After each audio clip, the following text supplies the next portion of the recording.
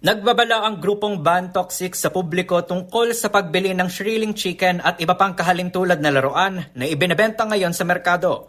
Ayon sa Toxic Watchdog Group, napag-alamang naglalaman ito ng mga kemikal na lampas na sa safety limit na itinakda ng Department of Health kung saan nagiging mapanganib kapag matagal na na-expose ang taong gumagamit nito. Bukod dito, na-monitor din ng grupo na maraming ibinebentang laruan sa mga palengke at iba pang establishmento ang hindi naglalagay ng safety label na direktang paglabag sa Republic Act No. 10620.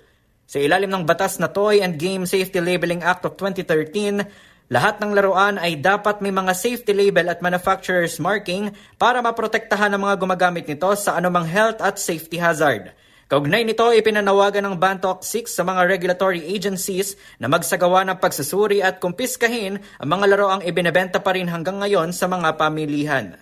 Para sa MBC TV Network News, ito si Kyle Bulyas. Sama-sama tayo, Pilipino.